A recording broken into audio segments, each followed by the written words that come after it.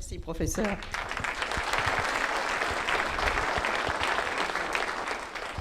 Je me présente donc, je suis avocat au barreau de Grenoble, conseillère municipale dans ce petit village gaulois qui est la rivière au pied des falaises du Vercors. Je suis également membre du comité des fêtes de ma commune, membre du CCAS et également membre du conseil d'administration des femmes élues de l'Isère. Je ne vais pas jouer aux révolutionnaires.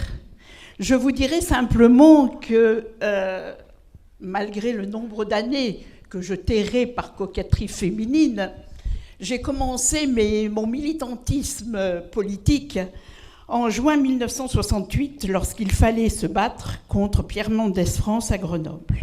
Et j'ai fait campagne pour Jean-Marcel Jeanneney. Donc je connais un peu les dédales et les embûches de campagne électorale violente, agressive. Et je voudrais aujourd'hui faire profiter Julien, que j'ai connu, puisque c'est un garçon de terrain. Je suis également une femme de terrain. Je l'ai connu à la Rivière au cours de manifestations que nous avons organisées avec beaucoup d'émotion et beaucoup de chaleur pour nos concitoyens. Et je dois dire et vous dire que c'est un garçon qui est d'une écoute exceptionnelle, qui est très proche de ses électeurs futurs. Et je pense que c'est un énorme atout, car il ne faut jamais, et tout le monde en est convaincu ici, sortir et épousseter l'électeur à chaque étape électorale, se faire élire et dire on n'a plus besoin de vous jusqu'à la prochaine étape.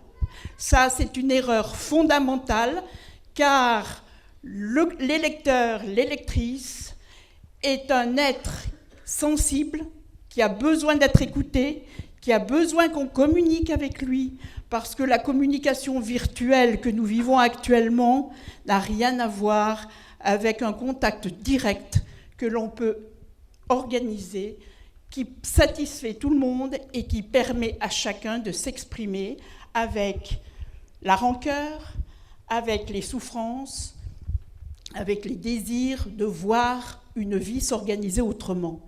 Et actuellement, je crois que le mal-être est extrêmement profond et que ce que l'électeur écoute, c'est ce qu'il veut bien écouter, car l'oreille est souvent sélective quand on est un peu malheureux, quand on est en état de difficulté.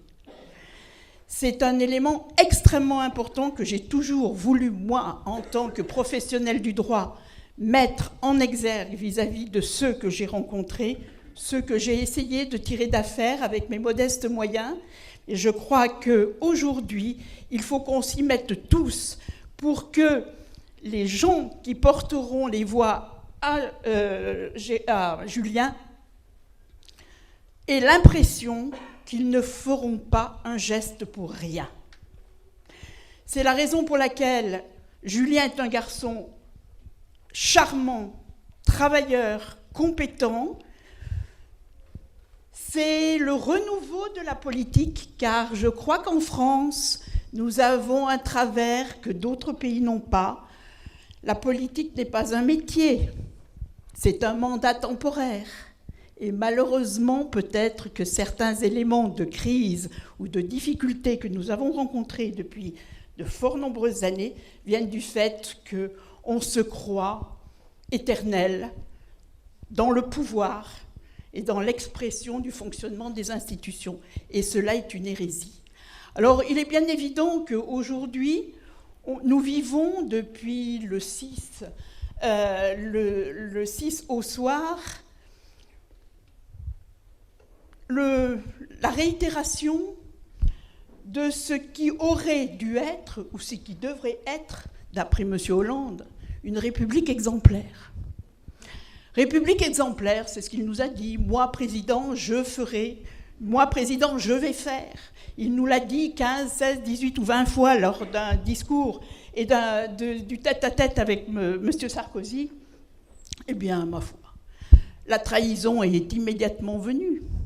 nous prenons le problème de la position des écologistes, 2,5% au premier tour, aucun remboursement possible des frais de campagne, mais on se précipite déjà à la porte de l'Élysée pour dire « je veux être membre ou titulaire d'un portefeuille ministériel ». C'est de la trahison des électeurs. Et ça, je crois que c'est un élément qui est insurmontable et qui montre que le discours ne correspondra jamais à la réalité de la situation. Alors, je vous donnerai mon point de vue, mais qui est également le vôtre. On va nous imposer des écologistes dans un certain nombre de ministères ou secrétariats d'État. Mais je soutiendrai, et vous en êtes tous de mon avis, l'écologie, ce n'est pas un parti politique. C'est un mode de vie. C'est un mode de vie